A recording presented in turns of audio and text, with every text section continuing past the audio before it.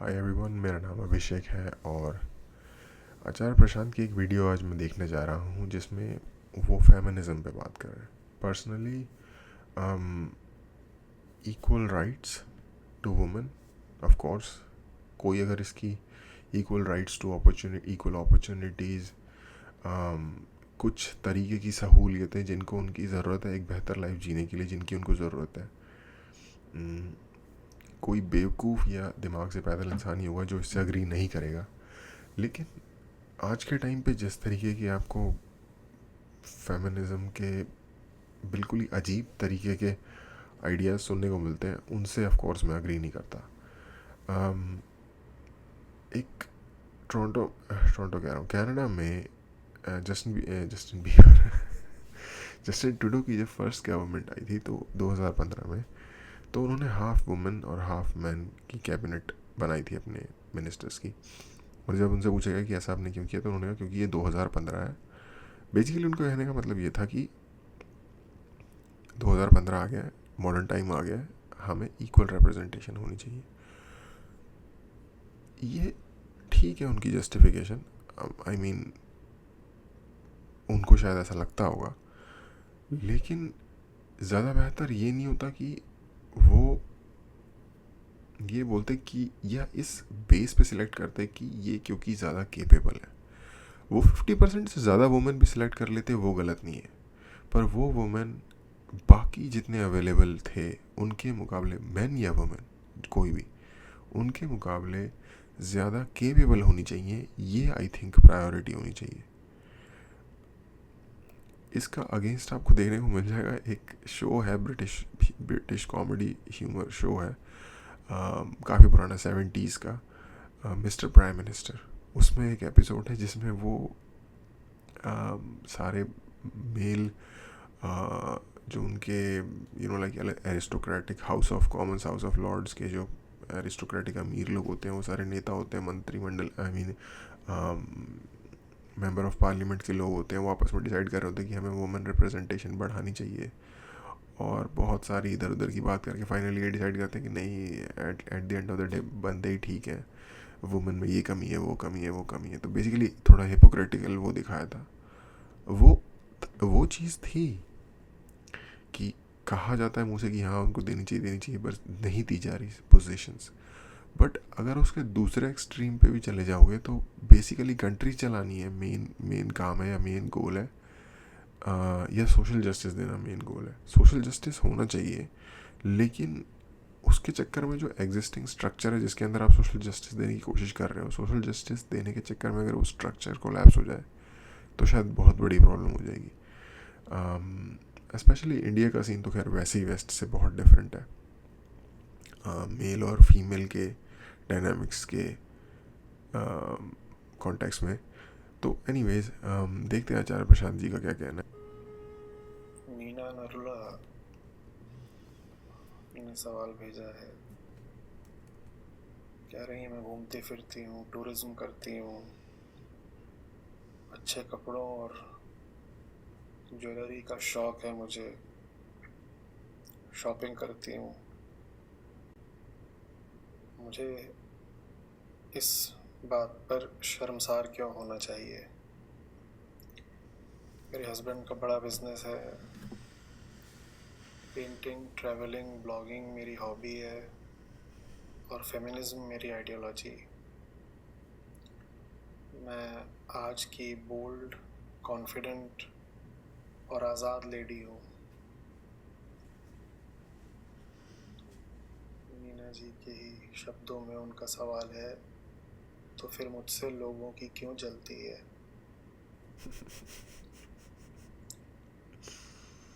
ये बहुत अच्छी बात है, आज़ाद ख्याल होना। आप कह रही हैं आप बोल्ड हैं, कॉन्फिडेंट हैं, बहुत अच्छी बात है।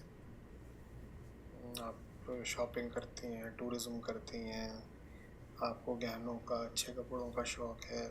आप पूछ रही हैं कि इसमें कोई गुनाह हो गया क्या, कि मुझे शर्मसार होना चाहिए? नहीं, बिल्कुल कोई गुनाह नहीं हो गया। और हॉबीज़, आपकी दिलचस्पी है पेंटिंग में, ट्रैवलिंग में, ब्लॉगिंग में, बढ़िया बात है। और विचारधारा से आप फेमिनिस्ट हैं, तो ठीक है, सब ठीक है। बस आप जो कुछ भी कर रही हैं अपने सामर्थ्य पे करिएगा। आपने कहा है ना, मैं आज की बोल्ड, कॉन्फिडेंट, आज़ाद लेडी हूँ। आप पूछ रही हैं कि तो फिर लोगों को समस्या क्या है, लोगों को क्या ईर्ष्या होती है? देखिए, लोगों को क्या ईर्ष्या हो रही है या लोग क्या कह रहे हैं, हो सकता है वो बात बहुत महत्व की ना हो। हुँ? लेकिन ये बात निश्चित रूप से बहुत महत्व की है नीना जी, कि आप जीवन में स्वतंत्र रहें ज़रा। स्वतंत्रता का मतलब यही नहीं होता कि आप फ्लाइट लेकर के एक जगह से दूसरी जगह चली गईं, मन करा उड़ गए, जो मन करा वो खरीद लिया, जो मन करा वो पहन लिया, जब मन करा कुछ करा, जब मन कुछ नहीं करा तो आराम करा। स्वतंत्रता का ये मतलब नहीं होता। आप कह रही हैं कि मैं बोल्ड हूँ, कॉन्फिडेंट हूँ, फ्री हूँ, तो आज़ाद होने का असली मतलब होता है कि आपको कम से कम अपना खर्चा खुद निकालना चाहिए। आपने बिल्कुल साफ लिख दिया है कि हस्बैंड का बड़ा बिजनेस है, अच्छी बात है। आपका क्या है? आप कहाँ से पैसा लाती हैं अपनी यात्राओं के लिए, अपनी शॉपिंग के लिए, अपनी हॉबीज़ के लिए? आप आज़ादी से संबंधित बहुत ब्लॉगिंग कर लें, ब्लॉगिंग आपकी हॉबी है, उससे आप आज़ाद नहीं हो जाएंगी। आप बहुत आज़ादी के साथ एक शहर से दूसरे शहर यात्रा कर लें, उससे भी आप आज़ाद नहीं हो जाएंगी। अगर ये सब कुछ पति के पैसों पर हो रहा है तो इससे बड़ी गुलामी क्या हो सकती है? और ये अभी मैं बस मान रहा हूँ, अज्यूम कर रहा हूँ, क्योंकि आपने पति के बिजनेस के बारे में तो लिखा है, अपनी आमदनी के स्रोत के बारे में आपने कुछ कहा नहीं। और जिस तरीके की आपने अपनी दिनचर्या बताई है और अपने शौक बताए हैं, उससे मैं अनुमान ये लगा रहा हूँ कि शायद आमदनी का आपका अपना कोई कम से कम नियमित और बड़ा साधन तो नहीं है। ये जो कुछ भी आप कर रही हैं, ये कार्यक्रम चल पति के पैसों पर रहा है। ये असली समस्या है। आपने जो समस्या पूछी है वो बहुत छोटी चीज़ है। आप पूछ रही हैं कि लोगों को जलन क्यों हो रही है, मैं अगर खर्च करती हूँ तो इसमें मैं शर्मिंदा क्यों हो जाऊँ। ये सब बातें बाद की हैं, ये समस्याएं ही छोटी हैं। जो असली मुद्दा है वो दूसरा है, वो यही है। ये जो कॉन्फिडेंस आप दर्शा रही हैं, आपने कहा बोल्ड है, कॉन्फिडेंस, वो कॉन्फिडेंस आ कहाँ से रहा है? क्योंकि जिसकी जेब में 2 रुपए ना हो उसके लिए तो बड़ा मुश्किल होता है कॉन्फिडेंट होना। आप कॉन्फिडेंट हैं, बहुत सुंदर बात है ये, लेकिन वो कॉन्फिडेंस असली होना चाहिए, आत्मिक होना चाहिए, अपना होना चाहिए। बैसाखियों पर कौन सा कॉन्फिडेंस स्थायी होने वाला है? कॉन्फिडेंस भी है, मैं तो कहता हूँ ये भी ठीक है। हालांकि मैं अग्री करता हूँ, अभी तक इन्होंने जो भी कहा मैं अग्री करता हूँ, पर आई थिंक ये प्रॉब्लम नहीं है कि उसके पास पैसे भी नहीं है अपने खुद के। प्रॉब्लम ये है कि उसको अच्छी एग्जॉटिक लाइफस्टाइल चाहिए, लग्जरी लाइफस्टाइल चाहिए किसी और के पैसे पे, जिसमें कि उन्हें बुरा नहीं लगता, उन्हें लगता है ये जायज़ है। और उसके बाद उन्हें लोगों से उस चीज़ की, और उसके बाद वो क्लेम करें कि मैं फेमिनिस्ट भी हूँ, और उसके बाद उन्हें लोगों से इस चीज़ पे रिस्पेक्ट भी चाहिए। ये प्रॉब्लम है कि वो ये भी एक्सपेक्ट कर रहे हैं कि लोगों से रिस्पेक्ट भी चाहिए। अरे भाई, लोग नहीं करते, लोग रिस्पेक्ट करने लायक चीज़ की रिस्पेक्ट नहीं करते। तो यहाँ तो हिपोक्रेसी उबल उबल के आ रही है।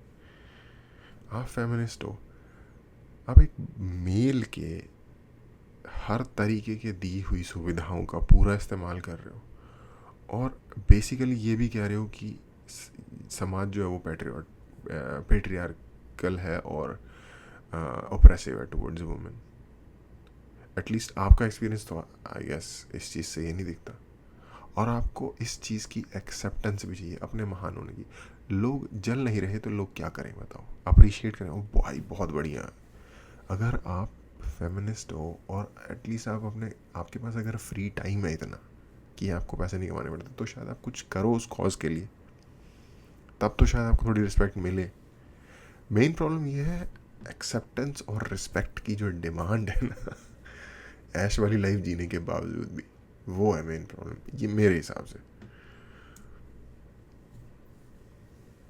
दूसरे के सहारे पर चल करके आप में कैसे अपने प्रति बड़ा विश्वास बना रहेगा। और ये जो स्थिति है ये सिर्फ आपकी नहीं है, ये बहुत महिलाओं की है। एक जितनी भी इस तरीके की अमीर लेडीज़ हैं, and you know like you are lucky and all congratulation and you know good things to you, but जो लेडीज़ होती है ना स्पेशली इस तरह की, उनका जो पॉम्पसनेस होती है उनकी, वो थ्रू द रूफ तो अलग ही बात है, थ्रू दी आसमान होती है शायद। और शायद ये होती भी इसी वजह से है क्योंकि आई थिंक एक हिंदी कहावत है, थोथा चना बाजे खाना। जिसने पैसे कमाने में मेहनत नहीं की होती है उसको शायद इसको ज़्यादा ही पैसे का घमंड होता है। जिसने मेहनत से कमाया होता है उसको पता होता है कितनी मेहनत लगी है। एक भरा हो जो हिंदी की जो हम कहावतें सुनते थे बचपन में स्कूल में एज ए स्टूडेंट की, जो पेड़ से लदा हुआ फल होता है वो झुका हुआ होता है, जो बिल्कुल ही सूखा पेड़ होता है वो तना हुआ होता है। आई थिंक ये आपके कैरेक्टर के अंदर जो कंटेंट है उसकी शैलोनेस दिखाता है। कंटेंट ना हो, कंटेंट की अनअवेलेबिलिटी दिखाता है।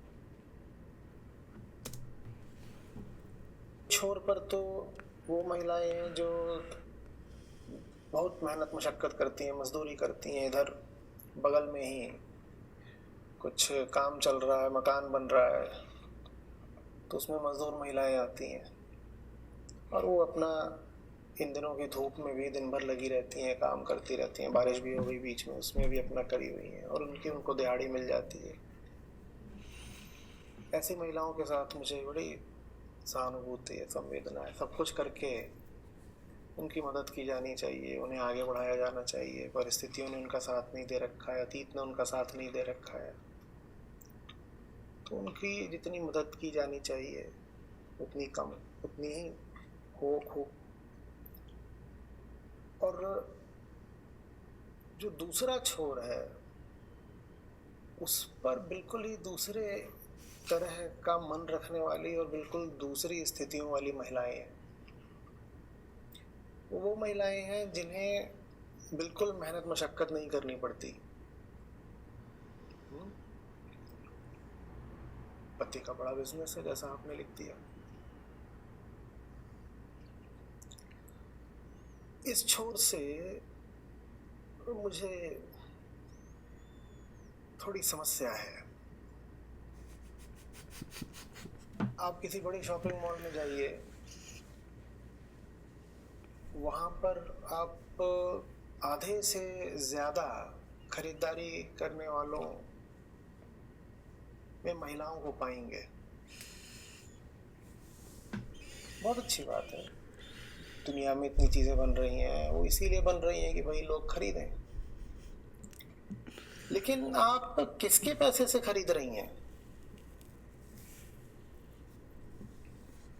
ये कैसे हो जा रहा है कि कमाने वालों में तो 80-90% पुरुष हैं। ठीक, आप गुड़गांव, बैंगलोर किसी बड़े दफ्तर में चले जाइए सुबह सुबह, और वहाँ जो लोग दरवाजे से अंदर जा रहे हो, मान लीजिए किसी एमएनसी का ऑफिस है, वहाँ जो लोग अंदर जा रहे हो वहाँ गिनती कर लीजिए कि कितनी स्त्रियां हैं कितने पुरुष हैं।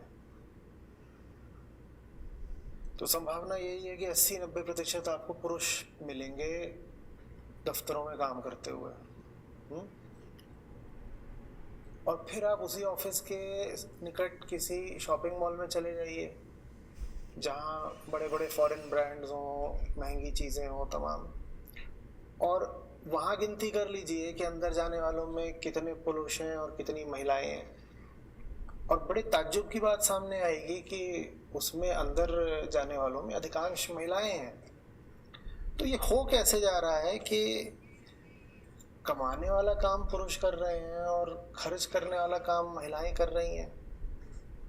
और याद रखिए, मैं ये बात सब महिलाओं के लिए नहीं बोल रहा, ये बात मैं महिलाओं के एक छोटे वर्ग के लिए बोल रहा हूँ नीना जी, जिससे आप आती हैं।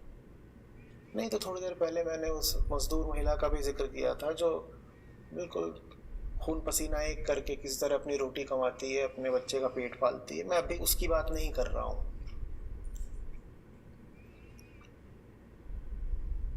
तो ये चीज कुछ ठीक नहीं है, ये उधार की आज़ादी है। अगेन यहाँ पे ये एक्चुअली ना, जो ये बोल रहे हैं इस वक्त, ये नहीं बोलना चाह रहे। ये तो बहुत बेसिक ह्यूमन नेचर है, ठीक है।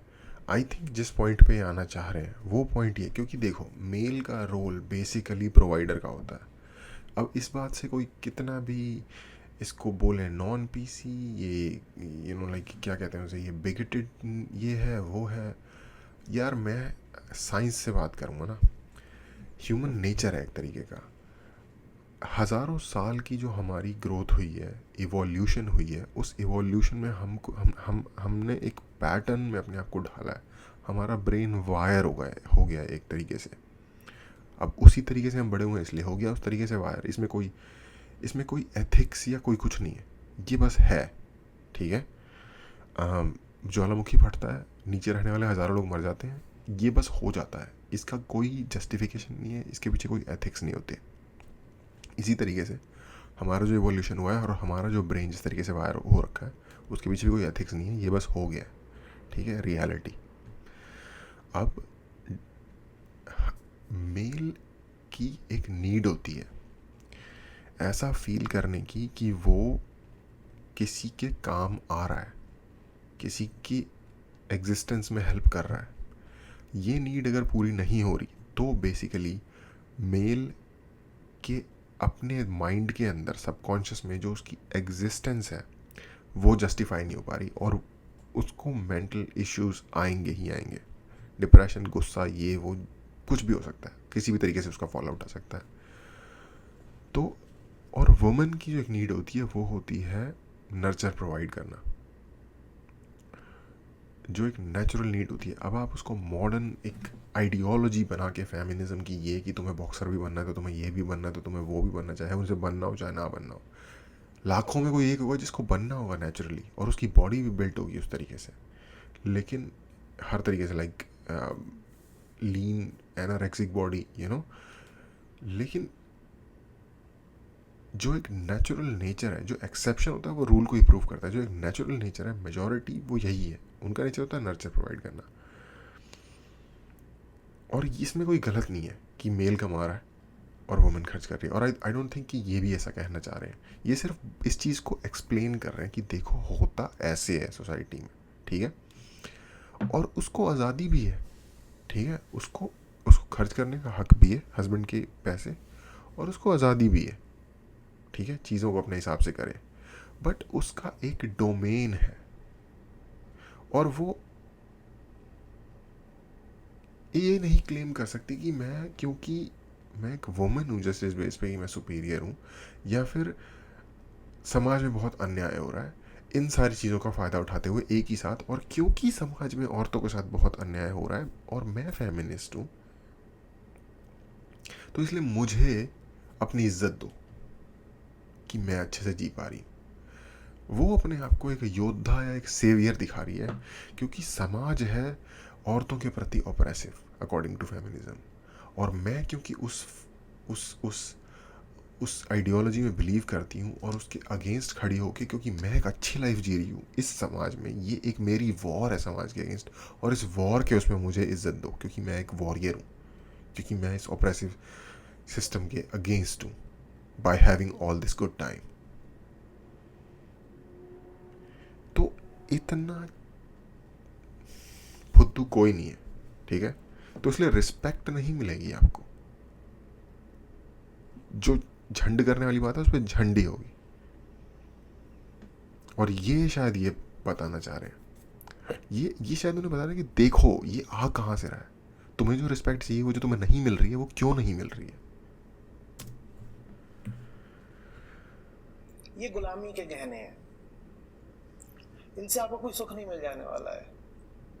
वास्तव में आपको जो समस्या हो रही है ना कि लोग आपसे जलते क्यों हैं, वो समस्या भी इसीलिए हो रही है क्योंकि लोगों की नज़रें जो ताने कसती हैं और लोगों की जुबान जो व्यंग करती हैं, उनमें कहीं ना कहीं आपको लगता है कुछ सच्चाई है। आप कह रही हैं मैं शर्मसार क्यों हूँ, बिल्कुल कोई ज़रूरत ही नहीं है। पर ये मुद्दा भी आपके जहन में आया क्यों, शर्म का? क्योंकि कहीं ना कहीं आप जिस तरीके से जी रही हैं उसको लेकर आपके मन में गौरव नहीं है। गौरव होता तो शर्म की बात आपके मन में आती ही नहीं, और गौरव इसीलिए नहीं है।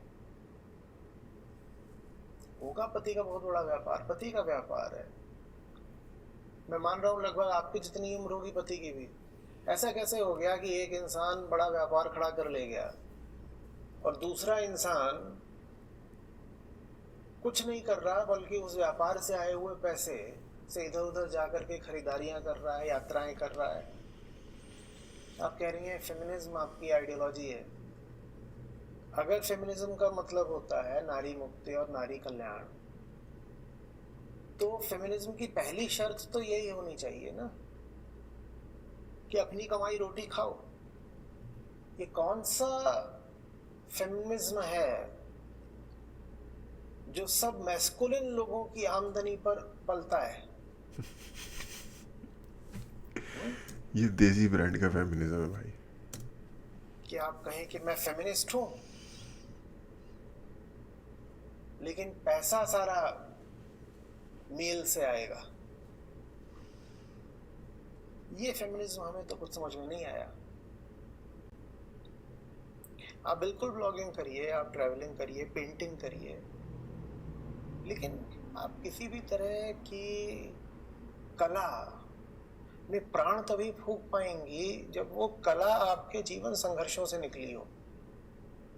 आपके जीवन में अगर कुछ संघर्ष नहीं, आपको क्रेडिट कार्ड उठाना है पति का और जा करके शॉपिंग करने में जुट जाना है, वो जो रुपया आप खर्च कर रही हैं या वो जो ये बहुत सही बात इन्होंने ना बीच में कर दी है, जो कि बड़े काम की बात है। जिसकी भी लाइफ में ना अगर कोई गोल है, उसे कुछ बनना है किसी भी चीज़ में।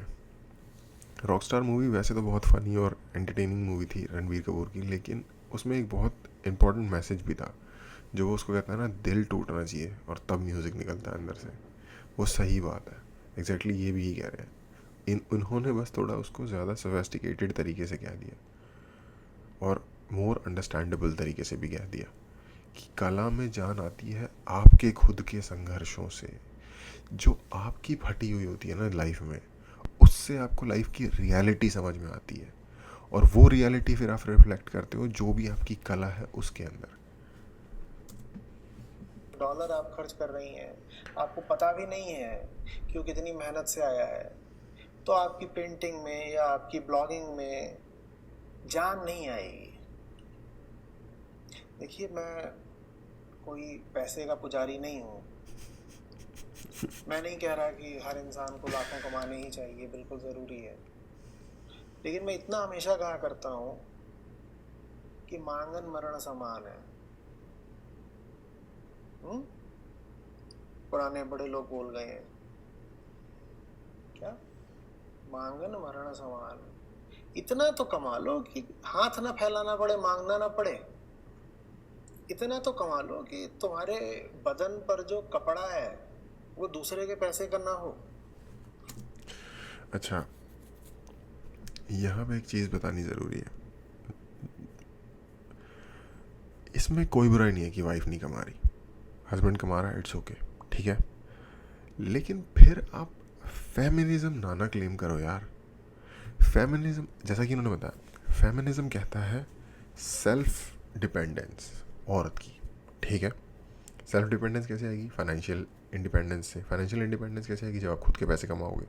खुद के पैसे जब आप कमाओगे, और जब आपने कमाने शुरू कर दिया अपनी खुद की मेहनत से खुद के पैसे, तो आप पूरी कर रहे हो फेमिनिज्म की रिक्वायरमेंट बेसिकली, ठीक है। अब आप फेमिनिज्म की जो ड्यूटीज़ हैं वो प्रोवाइड नहीं कर रहे, और टैग आपको चाहिए फेमिनिज्म का। ये वो लोग नहीं है, जैसे मान लीजिए कहीं आप जाते हो पार्किंग स्पेस में, जो लोग विकलांग होते हैं उनके लिए क्या कहते हैं, रिजर्व्ड पार्किंग होती है। उस रिजर्व पार्किंग वो पास होती है जनरली जिस स्टोर में आप जा रहे हो उसके डोर से, या जहाँ भी आप जा रहे हो वहाँ का जो एंट्रेंस है उससे, क्योंकि ऑफ कोर्स बंदा अगर विकलांग है तो उसको कम चलना पड़े, इस चीज़ की कोशिश रहती है, तो इसलिए उसको first parking, nearest parking spots जो होते हैं एंट्रेंस से, वो इस तरीके के लोगों के लिए रिजर्व्ड होते हैं। अब कोई बंदा, और ये कैसे आइडेंटिफाई होगा कि वहाँ जो गाड़ी खड़ी है वो विकलांग की है? तो एक टैग होता है, वो अपना टैग लगा देते हैं। विकलांग लोग जो होते हैं उनको वो टैग मिले होते हैं, वो टैग लगा देते हैं गाड़ी पे, और अपनी गाड़ी उस रिजर्व स्पॉट पे पार्क करके चले जाते हैं, ताकि कोई आके उनकी गाड़ी टो ना कर ले कि भाई पता नहीं कौन लगा गया, विकलांग है भी कि नहीं। अब कोई नॉर्मल बंदा है, वो नॉर्मल कार्ड ले ले वो विकलांग का, तो वो विकलांग वाली सुविधाएं भी ले रहा है, और वो है भी नहीं विकलांग, डिजर्व भी नहीं करता। वो चीज़ है ये।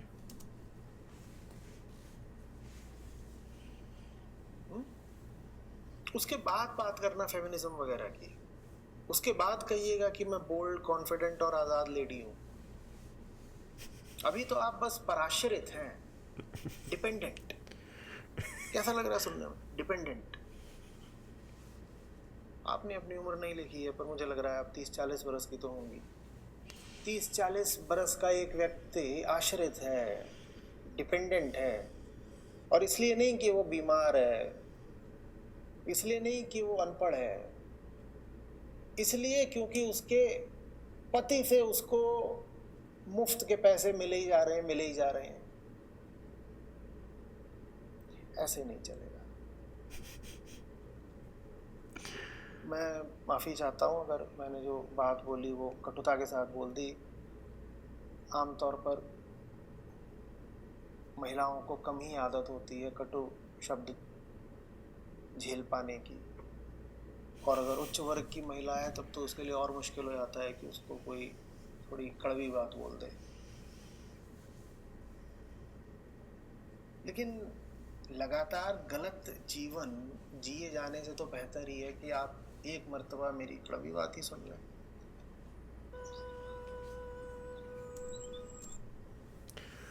हाँ, तो ये बात है। और अगेन फाइनली मेरी ये सोच है जो मैं शेयर करना चाहता हूँ। वाइफ अगर हस्बैंड से ले रही है पैसे, कोई प्रॉब्लम नहीं है, बट एक फैमिली है, हस्बैंड है, वाइफ है, हस्बैंड पैसे कमाता है, वाइफ घर चलाती है, टोटली ओके। ऐसे ही ट्रेडिशनल इंडियन फैमिली अब तक चलती आई है और बढ़िया चल रही है। ऑफ कोर्स बहुत सारे उसके नेगेटिव सिचुएशंस होंगी जहाँ पे नेगेटिव सिचुएशन है, बट उन इंडिविजुअल लोगों की गलती से है।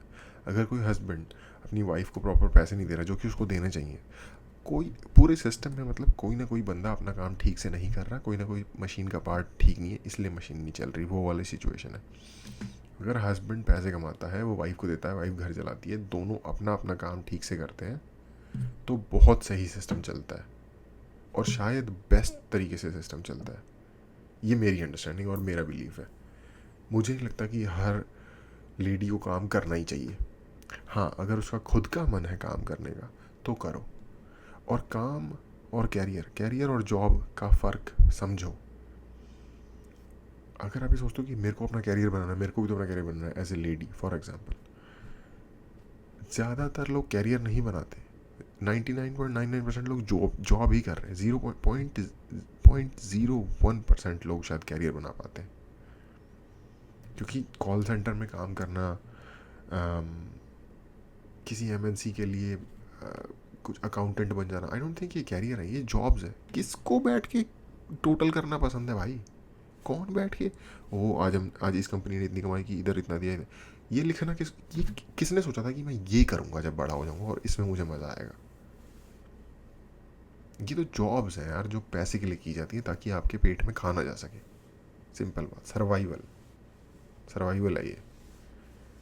तो अगर आप इतने लकी हो कि आपके जो हस्बैंड है वो इतने पैसे कमा सकता है जिससे कि आपकी कंफर्टेबली फैमिली चल सकती है और आपको ज़रूरत नहीं है जॉब करने की, तो कैरियर के उसमें और आप फैमिली को ठीक से रेज कर सकते हो, मुझे लगता है शायद ये अच्छा ऑप्शन है, नेचुरल वे है।